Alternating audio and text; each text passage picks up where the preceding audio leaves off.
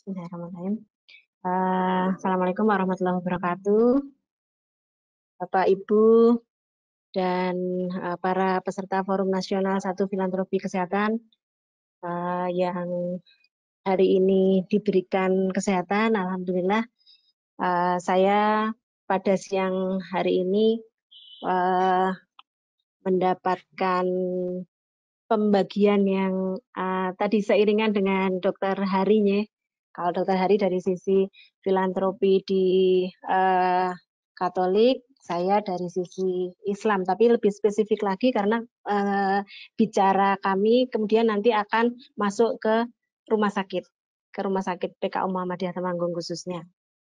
Jadi kalau kita bicara tentang arus filantropi di Indonesia, kalau dilihat dari sejarahnya, kita baca dari Kurniawati et al. 2005, ini ada filantropi tradisional, ada organisasi masyarakat sipil, dan filantropi organisasi sumber daya masyarakat sipil. Ketika filantropi bersumber dari agama, baik Islam maupun Kristen, dikategorikan sebagai filantropi tradisional. Namun jika telah terkelola dengan baik, dapat dikategorikan sebagai organisasi dengan sumber daya masyarakat sipil. Slide. Ya, jadi sejarah filantropi kesehatan Islam di Indonesia ini tahun 1912, Kiai Haji Ahmad Dahlan, pendiri organisasi Muhammadiyah, ini melahirkan penolong kesengsaraan umum.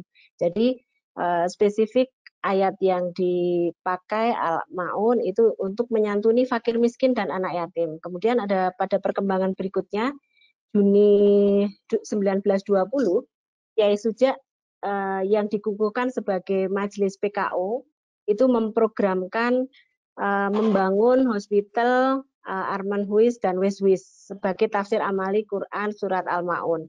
Waktu itu beliau masih tertawakan begitu ya, karena bahkan saat itu belum memiliki seorang dokter gitu. Di tahun itu tidak memiliki seorang dokter. Jadi saat itu memang PKU menjadi satu-satunya lembaga filantropi kesehatan yang didirikan oleh pribumi. Ya, kalau tadi lihat dari sejarah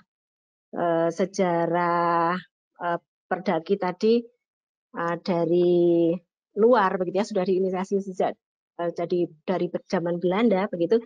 Yang ini oleh pribumi memang diawali di tahun itu sejak bahkan dokternya masih pinjam dari Belanda juga gitu, seperti itu. Slide. Ya. Kemudian untuk dasar bertindak filantropi di dalam Islam, itu Islam mengajarkan bahwa di dalam harta seseorang ada hak orang lain untuk dikeluarkan. Ada sekitar 83 ayat di dalam Al-Quran. Salah satunya At-Taubah ayat 103, yang artinya ambillah zakat dari sebagian harta mereka. Dengan zakat itu kamu membersihkan dan mensucikan mereka dan berdoalah untuk mereka. Sesungguhnya doa kamu itu menjadi ketentraman jiwa bagi mereka, dan Allah Subhanahu wa taala Maha mendengar lagi Maha mengetahui. Jadi memang salah satu pilar utama di dalam Islam itu adalah filantropi. Zakat yang selama ini mungkin Bapak Ibu juga sudah mengenal, itu adalah bentuk kewajiban yang memang sudah diatur khusus. Sedangkan kalau infak, sedekah, wakaf, dan dana keagamaan yang lain, itu tidak mengenal waktu khusus untuk pelaksanaannya. Jadi relatif penggunaannya pun bisa tidak ada aturan-aturan secara khusus gitu penggunaannya. Slide. Dan justru karena tidak ada aturan secara khusus itu, maka kemudian menjadi salah satu yang ada yang kemudian bisa dibuat untuk rumah sakit, untuk pendidikan dan seterusnya.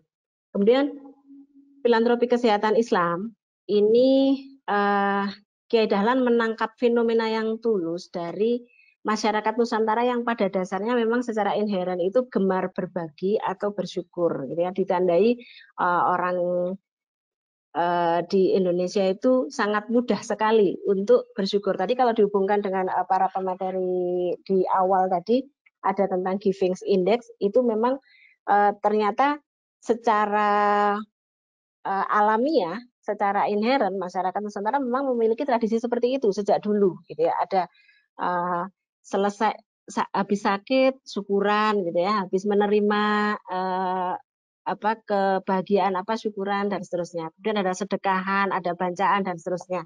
Nah, fenomena ini yang ditangkap, kemudian tradisi positif seperti itu yang kemudian dipadukan dengan perintah Al-Quran di Quran surat Ali Imran ayat 92, kamu sekali-sekali tidak sampai kebajikan sebelum kamu menginfakkan harta yang paling kamu cintai. Kemudian di Al-Hasr ayat 9, dan mereka mendahulukan orang lain mengalahkan dirinya sendiri walaupun dirinya sangat membutuhkannya.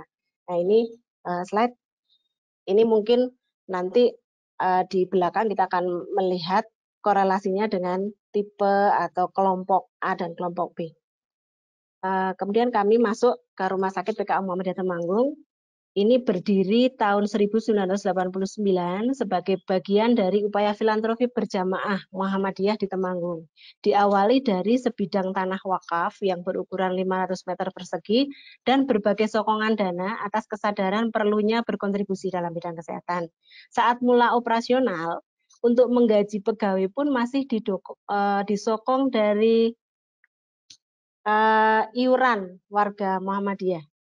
Ya, berdirinya seperti itu. Pada saat rumah sakit berkembang menjadi sebuah institusi formal, ya, tradisi menyokong bagi operasional rumah sakit sudah tidak terjadi lagi, gitu ya. Yang terjadi adalah rumah sakit justru menjadi penyokong dana dari berbagai kegiatan kemasyarakatan dan keumatan. Ya, ini yang barangkali ketika awal-awal sekitar 3 tahun yang lalu kita diskusi tentang filantropi di rumah sakit, ini pertanyaan besar dari Prof. Laksono waktu itu, apa iya saat ini rumah sakit sudah tidak melihat lagi filantropi sebagai salah satu sumber dana yang mungkin untuk dikembangkan. Nah, kami juga memulai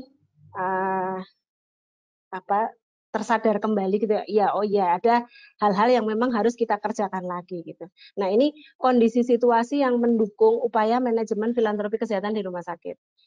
Situasi pendanaan rumah sakit era JKN ini mendorong rumah sakit harus mencari sumber-sumber alternatif pendanaan rumah sakit. Kenyataannya rumah sakit harus mencukupi kebutuhan untuk pengembangan alat, untuk peremajaan gedung, dan relatif tidak ada bantuan alat dari pemerintah selayaknya rumah sakit pemerintah.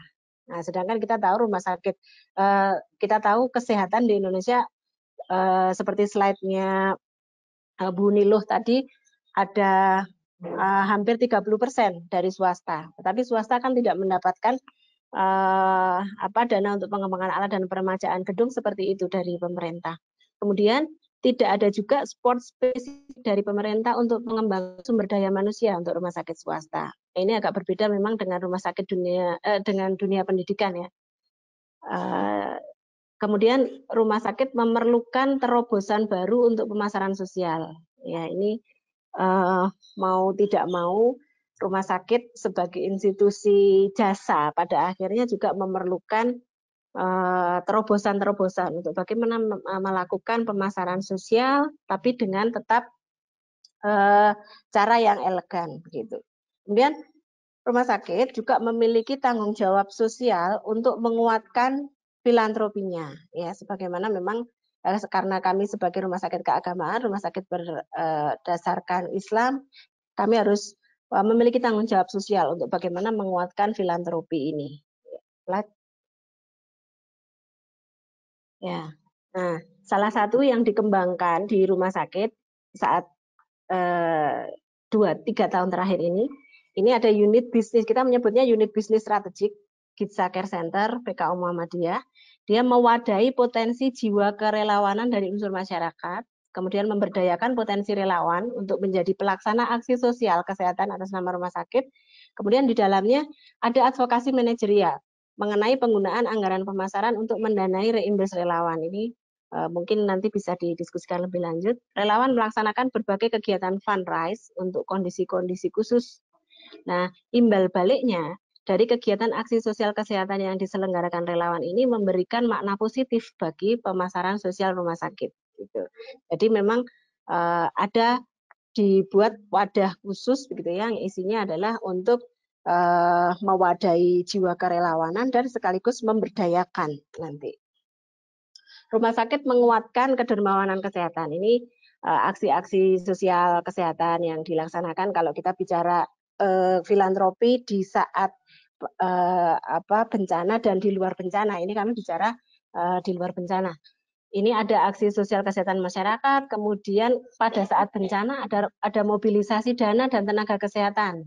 Nah, seperti beberapa tadi di dalam slide-nya Bu Biladona pagi itu ya, tadi pagi ada MDMC, itu salah satu bentuk mobilisasi tenaga kesehatan. Ada di dalamnya klaster kesehatan juga yang dikirim dari rumah sakit Muhammadiyah. Kemudian ada posyandu lansia, hitan masal dan seterusnya. Kemudian satu yang baru kami coba kontribusi rumah sakit dalam upaya peningkatan mutu rumah sakit, khususnya akreditasi. Ya, nanti ada diskusi lebih lanjut. Bantuan untuk duafa sakit, gitu ya. Di mana kita tahu bahwa ternyata saat ini tidak semua orang miskin itu memiliki BPJS. Bahkan yang memiliki BPJS pun ada yang masih butuh bantuan dalam bentuk lain. Oleh karena itu, rumah sakit juga melakukan sinergi dengan kelompok relawan lain, kemudian proaktif mencari yang memang layak untuk dibantu. Rumah sakit menerima untuk diberikan kembali kepada masyarakat. Jadi ketika pada awal operasional rumah sakit menjadi institusi yang profesional, kita sudah tidak menerima lagi sumbangan dari masyarakat. Awalnya ada semacam kegamangan gitu ya. Masa iya sih kita menerima lagi gitu? Masa kita menerima dari masyarakat gitu? Apakah tidak memalukan dan seterusnya.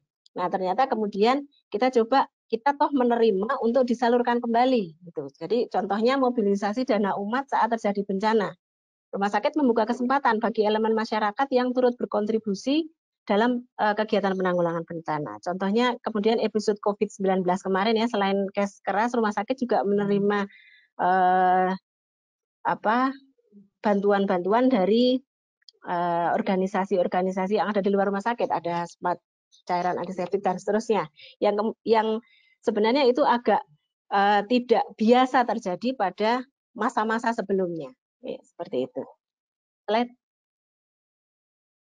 Nah, ini sebagai gambaran saja, kami menjadi sebagian kecil dari yang dikerjakan oleh Muhammadiyah COVID-19 Comment Center. Ini disarikan dari laporan dari Suara Muhammadiyah edisi tahun 105, 16 April, 15 Juli kemarin, bahwa dana yang kami terima itu kemudian kami laporkan, sekian yang diperbantukan kepada lebih dari 3 juta jiwa ini. Slide. Nah, ini sebagai gambaran layanan khusus di luar filantropi kesehatan di rumah sakit, kami menyediakan ambulan gratis. Memang waktu itu ini merupakan pembelian khusus untuk mobil antar jemput pasien duafa, diberi label mobil lazismo. Kemudian kami juga menerima satu sumbangan mobil dari salah satu bank, kemudian untuk operasional lapangan, kegiatan relawan tadi, relawan GCC Rumah Sakit PKU Muhammadiyah Temanggung. Jadi ambulan untuk masyarakat.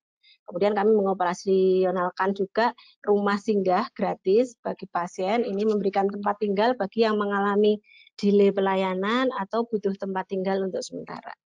Slide. Slide. Ya, oke.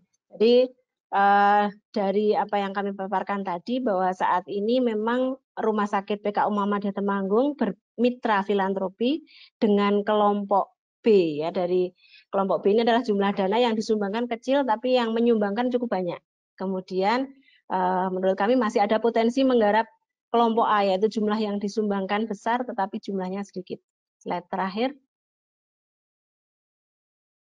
Ya, tantangan yang masih harus kami kembangkan lagi setelah capaian selama kurang lebih 3 tahun ini, itu adalah bagaimana kemudian transparansi penggunaan dana umat yang digunakan. Jadi kami membuat berita di media sosial rumah sakit, kemudian menyiapkan database donatur dan ucapan terima kasih.